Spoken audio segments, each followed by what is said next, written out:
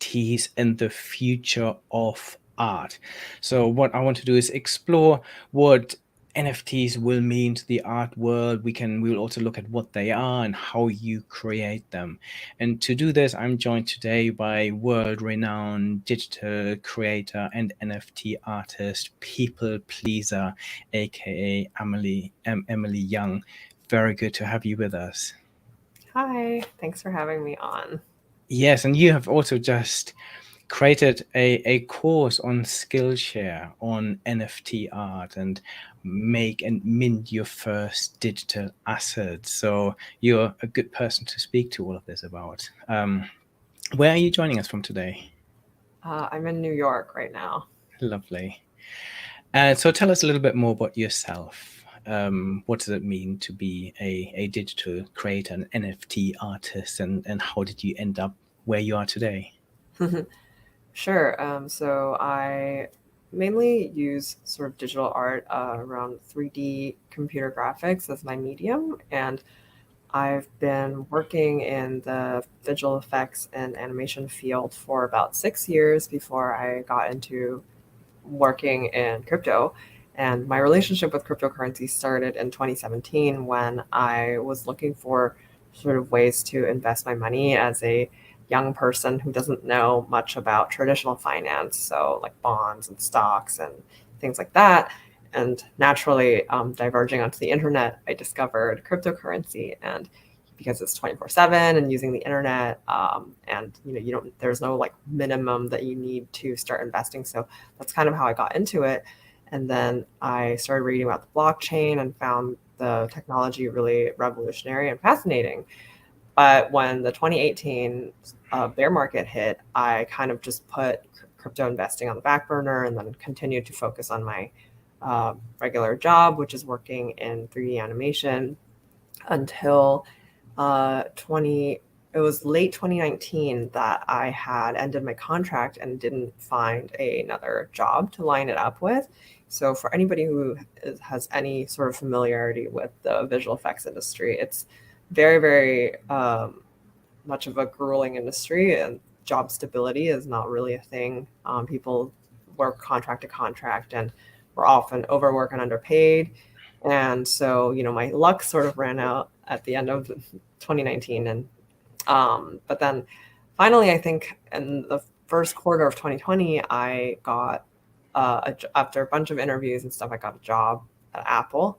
But then probably around a month later, the pandemic happened. And then so it was just, globally, I think there was sort of a recession related to the pandemic, as well as a lot of other, like jobs being laid off and things like that. And so my offer was essentially rescinded, and I continued to be unemployed.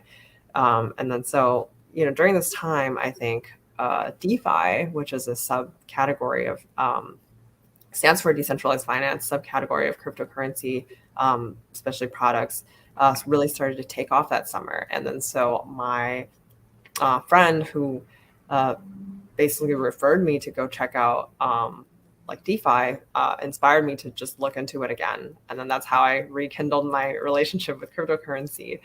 And while I was looking online, especially surfing around crypto Twitter, I realized that there's not a lot of sort of creative talent and promotional efforts around the space. And so this is where I saw pretty much an opportunity to create a job for myself by making animations to promote various different DeFi protocols. And so, yeah, I think because the community and industry was quite small at the time, so through word of mouth, I got one gig after another and did various commissions. And then in March of last year, I made an animation for the Uniswap exchange, which is the biggest decentralized exchange.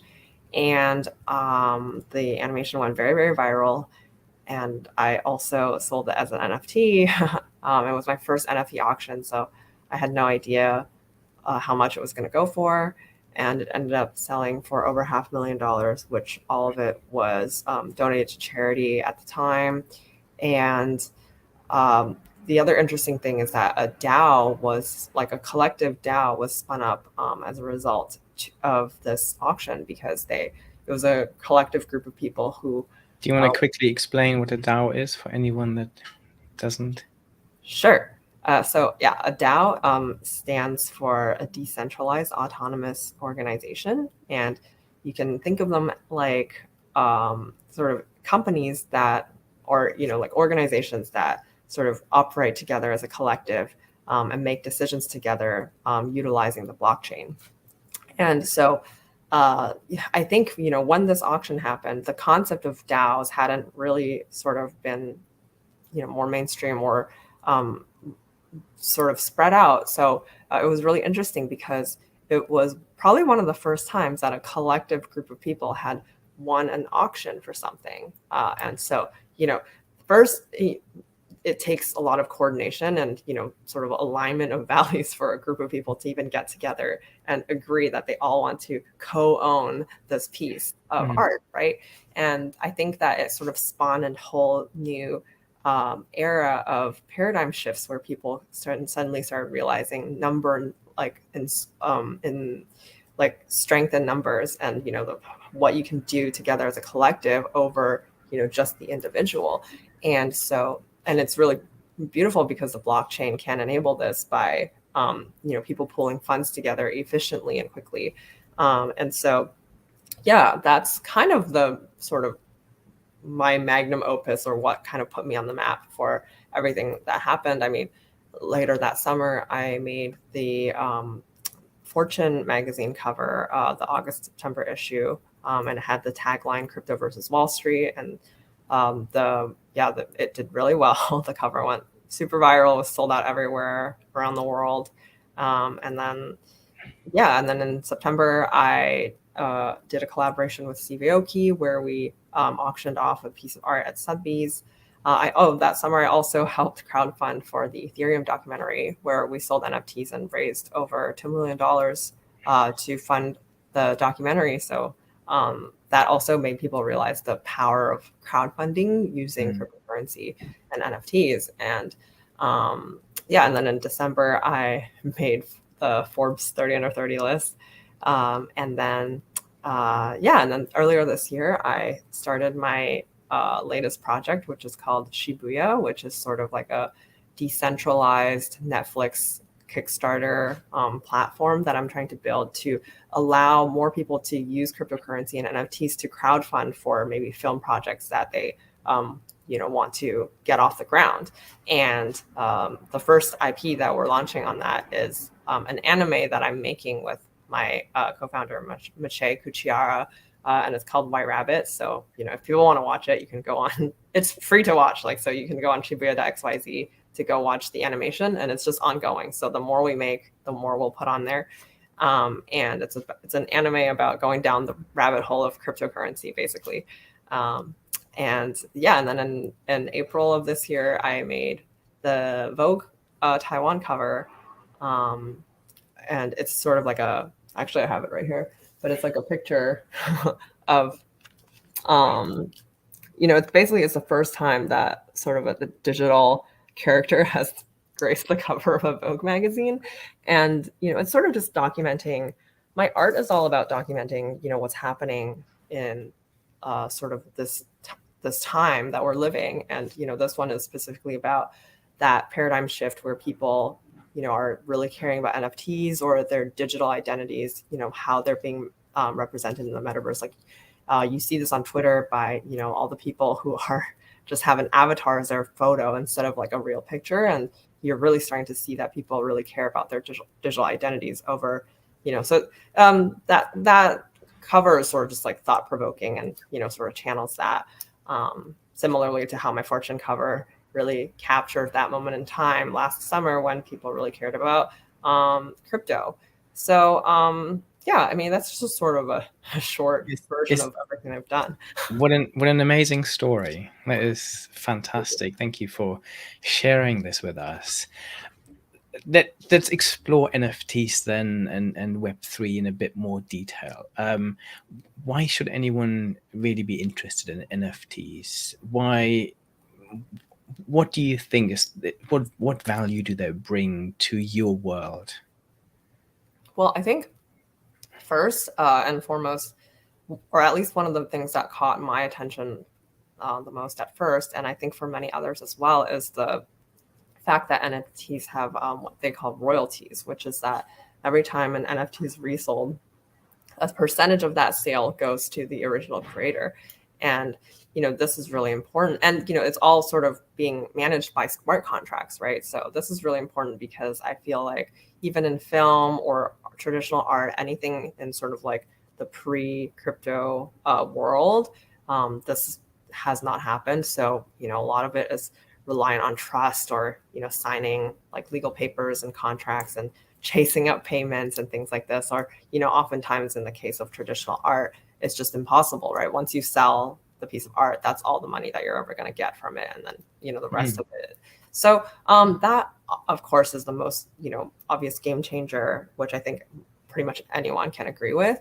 The other concepts that people often sort of like miss out on is the fact that NFTs have this thing called provenance, right?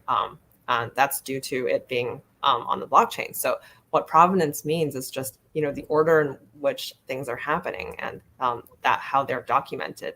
And because everything is on the blockchain all the time, so let's say I own an NFT and then I sold it to maybe like Johnny Depp, or like I use famous people as an example because that's how people care more, so that maybe like this asset will be worth more because Johnny Depp has owned it at one point, right? And without the blockchain, you would have never known that.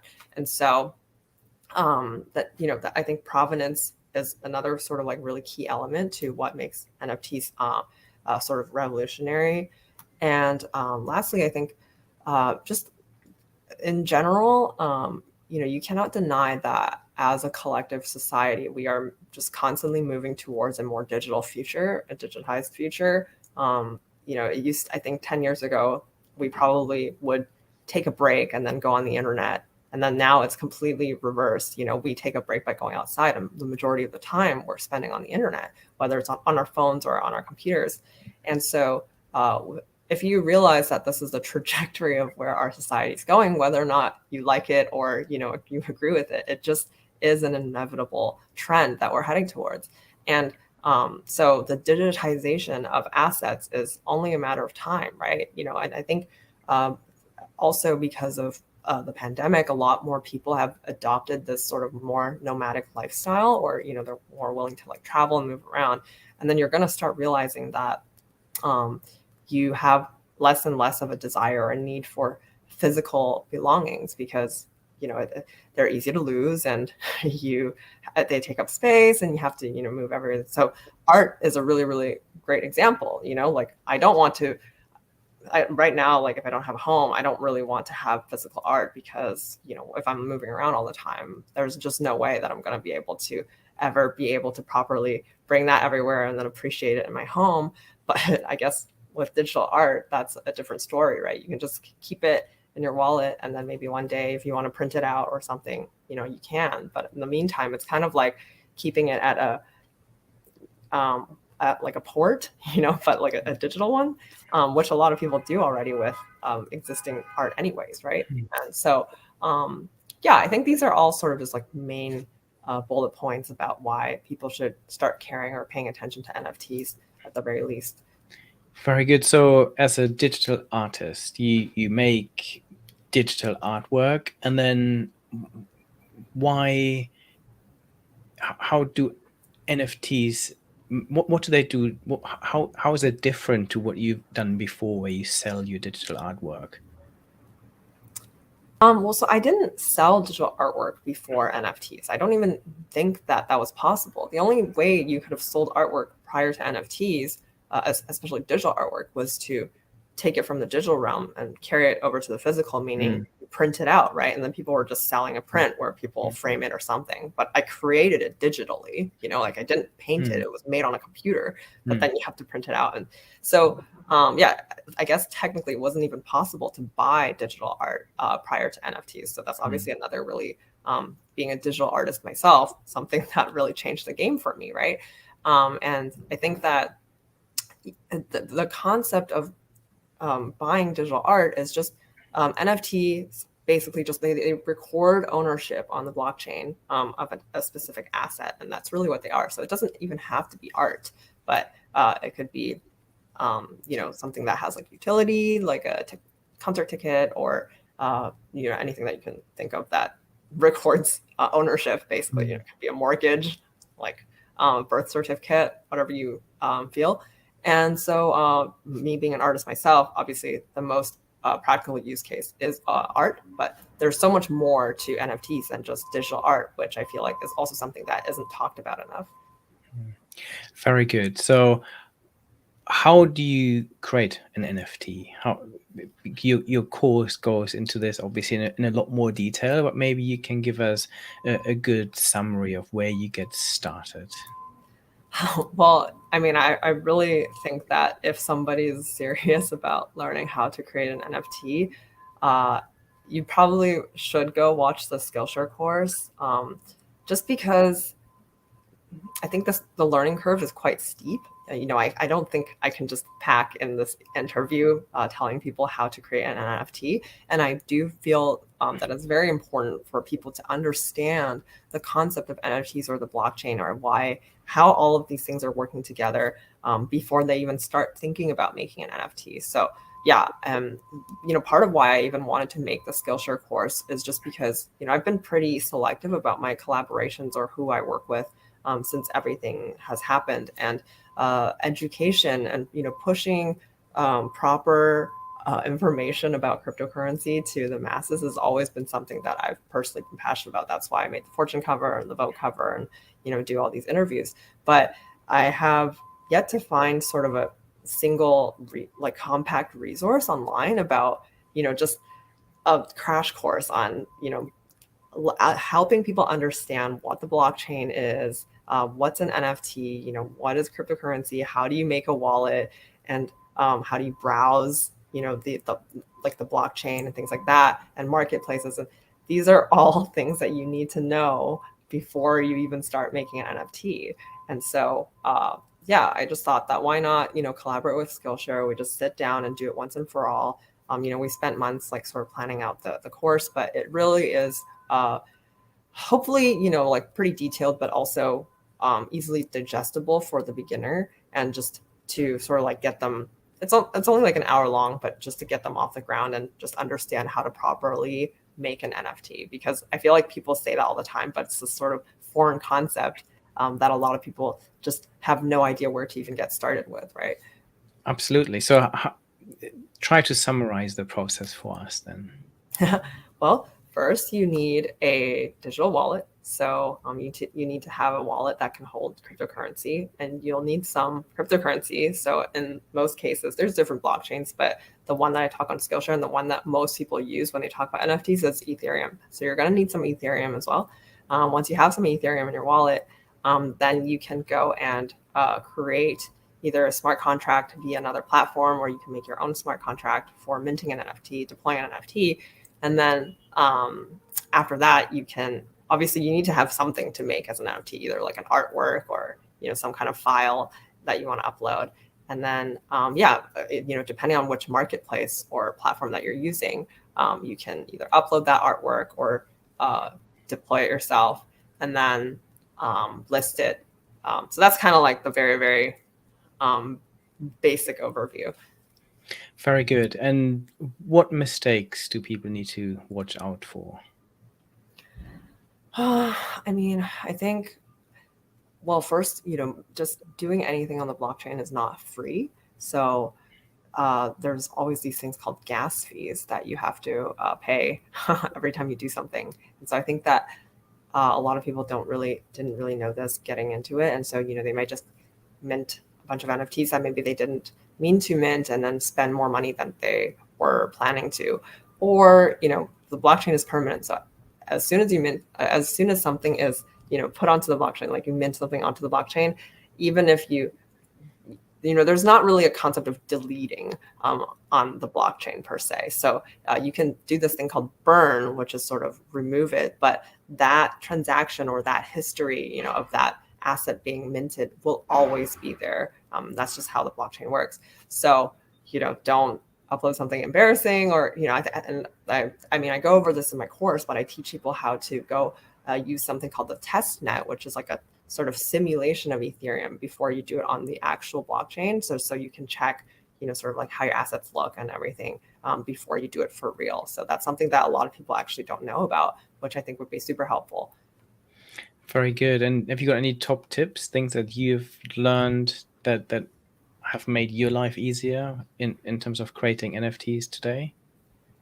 I think that you'll notice that your life will become a lot easier if you bring authenticity to the space. So a lot of even brands or corporations come in thinking that, oh, either they want the coolness of being associated with NFTs, or maybe they have a monetary incentive, but those generally do not fare well with the crypto community. I think the crypto community is a particularly sensitive one, and so they can probably smell a mile away if they know that you're not what they call crypto native, which is having a thorough understanding of how crypto works. And it's not just the technology, but also the culture around these people and how they sort of like operate online and what their taste is. And so I think doing extensive research into that before even thinking about getting into the NFT space is probably a tip from me personally, and I think will.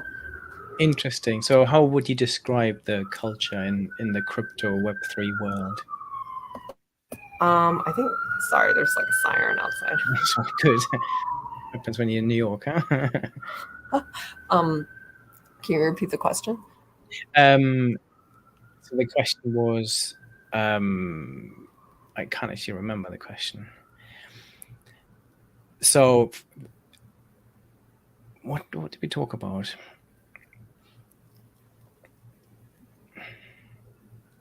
No, you were talking about your top tips, and I was talking about the culture, exactly. So how would you describe the culture in the blockchain world, in the Web3 world, in the crypto world? Because you Oh, said that there's a particular culture, and that authenticity was an important component. yeah, I mean, I think the culture is around a lot about people who aren't afraid to sort of challenge existing beliefs or systems, as well as people who are more have a higher appetite for risk, I think. And there's also a humorous element to it as well. So there's a large culture around memes, and the way that people communicate online is maybe similar to communities like Reddit, for example.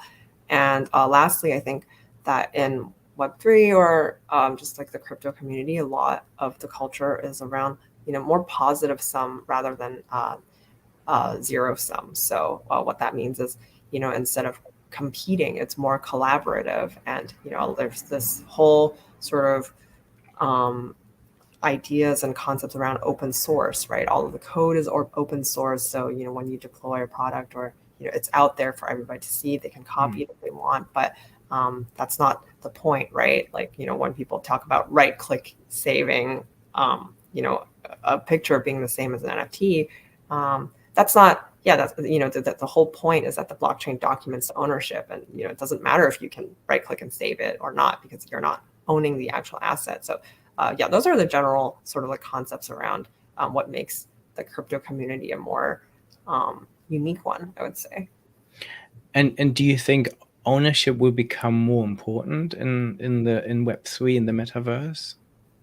Yes. I mean, it already is very important. I mean, ownership is important in the real world too, right? Mm. Like if you go into your friend's apartment and they have a really nice TV, you're not going to be like, I have that TV. You know that your friend owns that TV. So it's the same in the digital space. So that obviously you've gone through a lot of hype cycles with crypto, with NFTs. How do you expect this to settle down over the coming years? What is going to change, and what do you predict will happen in this whole space? I mean, if I could predict what can happen, then I'd probably be the richest person on earth right now. The beauty of, I think, this entire space is that it's constantly evolving, and very unpredictable. It is a volatile one, at least right now. Hopefully the goal in the future is that it does start to stable out a bit. But I think in the meantime, it's just important to have conviction and remember the core values of what actually matters and not be distracted by things like trying to monetize off of the volatility, but more so think about how you can be building products and assets using this technology or in cohesion with this technology to make the world a better place, for example. So yeah, that's my take on it. Very good. Talking about making the world a better place, one of the biggest challenges we're facing at the moment is trying to make our world more sustainable, to tackle the climate crisis. And one of the biggest concerns I have when it comes to blockchain technology is that it's using vast amounts of energy. What's your take on this, and how does this sit with your own values and what you believe in? I think with everything in this world, there's a term in crypto called DYOR. It stands for do your own research. And, I think this applies to sort of energy consumption as well. There's a lot of information out there. And, it really is up to, I think, personal discretion to do thorough research on how this energy consumption is being used, whether or not you're comfortable with it and whether or not it's accurate, because there is a lot of misinformation out there as well. And like every human being on this earth, I think we're all just trying our best, and you pick your own battles, right? Like,